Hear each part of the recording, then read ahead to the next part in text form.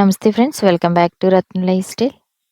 ముందుగా ఈరోజు కాకరకాయతో ఎంతో టేస్టీగా సింపుల్గా చేసుకునే కాకరకాయ ఫ్రై ఎలా చేయాలో చూద్దాం ఫ్రెండ్స్. దానికి కావాల్సిన పదార్థాలు ఏంటో చూద్దాం. అరకిలో కాకరకాయలు తీసుకున్నాను నేను. ఇలా కట్ చేసుకుని గుత్తుల్లాగా దాంట్లో ఉన్న పిక్కలు అవి తీసేసుకుని శుభ్రంగా కడిగేసి క్లీన్ చేసుకోవాలి. ఇలా కట్ చేసుకున్నాను అనమాట.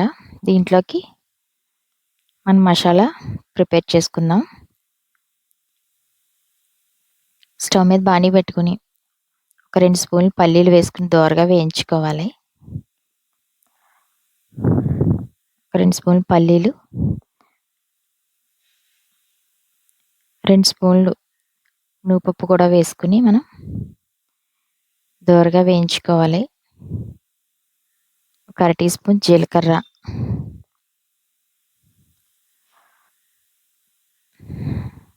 మనం నువ్వుపప్పు అనమాట. ఈ పల్లీలు నువ్వుపప్పు వేయడం వల్ల కూర టేస్ట్ చాలా బాగుంటుంది, కమ్మగా ఉంటుంది. వేడికి అనమాట ఇలాగా అయిపోతుంది.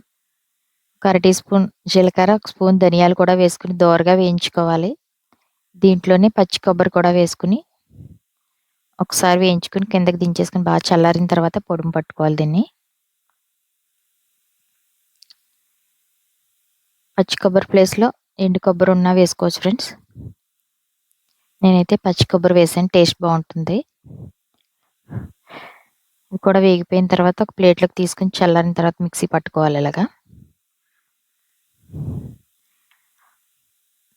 దీంట్లోనే టేస్ట్ తగ్గ సాల్ట్, కారం కూడా వేసుకుని మిక్సీ పట్టుకోవాలి. ఇలా బరగ్గా మిక్సీ పట్టుకున్నాం అనమాట. ఒక అర టీ స్పూన్ పసుపు, కారం తినేదాన్ని బట్టి ఒక 2 స్పూన్లు కారం, సాల్ట్ కూడా వేసుకుని మరొకసారి మిక్సీ పట్టాం. స్టవ్ మీద బాణీ పెట్టుకుని దీనికి 2 ఉల్లిపాయల పొడుగు ముక్కలు, కొంచెం కరివేపాకు వేసుకుని దోరగా వేయించుకుంటున్నాం. 100 గ్రాముల ఆయిల్ వేసాం అనమాట. సరిపోకపోతే మళ్ళీ వేసుకోవచ్చు. ఇందాక మనం వేయించుకుని పొడించేసుకున్న మసాలా అనమాట ఇది. మనం ముందుగా కట్ చేసి క్లీన్ చేసి పక్కన పెట్టుకున్న కాకరకాయని కొంచెం కొంచెంగా ఈ మసాలా పొడి దాంట్లో పెట్టుకుంటే మనకి చాలా బాగుంటుంది టేస్ట్. ట్రై చేసి చూడండి ఫ్రెండ్స్. నాకైతే అదిరిపోయింది కర్రీ. ఈ ఫ్రైతో పాటు మనం మజ్జిగ పులుసును కానీ చేసుకుంటే చాలా బాగుంటుంది టేస్ట్, చారులో కన్నా. అన్నీ ఇలా నింపుకొని ఫ్రై చేసుకోవాలన్నమాట. అన్నిట్లో ఇలా పెట్టేసుకున్నాం. మొత్తం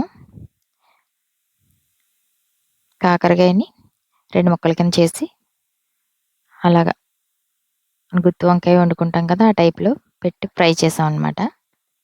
కొంచెం గ్రేవీ కోసం ఉల్లిపాయలతో ముందుగా ఫ్రై చేస్తున్నాను. ఈ ఉల్లిపాయలు దోరగా వేగిన తర్వాత మనం ముందుగా ప్రిపేర్ చేసి పక్కన పెట్టుకున్న కాకరకాయలన్నీ ఒక్కొక్కటి వేసుకుని సర్దుకోవాలి. ఒక్కొక్కటి వేసుకుని ఇలా అన్నీ వేసేసుకుని మూత పెట్టేసుకుని ఒక 10 నిమిషాలు మగ్గిన తర్వాత అప్పుడు కలుపుకొని మంటను మటుకు మీడియం ఫ్లేమ్లో పెట్టుకుని వేయించుకోవాలి ఫ్రెండ్స్, హైలో పెట్టకూడదు. ఇది దోరగా వేగిపోయి దగ్గరికి అయిన తర్వాత మనం దించేసుకుని సర్వ్ చేసుకోవడమే. ఇది ఒక 10 నిమిషాలు మగ్గిన తర్వాత కలుపుతున్నాను అనమాట నేను.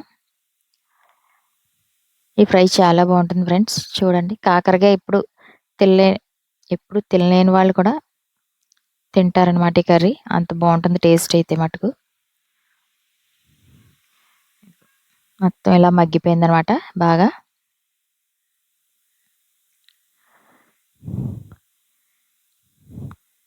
అలా చుట్టూ లైట్గా కలిపాం. మొత్తం కలిపితే ఉడికిపోయి ఇరిగిపోతాయని. కానీ కర్రీ మటుకు అయిపోతుంది, దగ్గర పడిపోయింది. రెడీ అయిపోయింది అన్నమాట.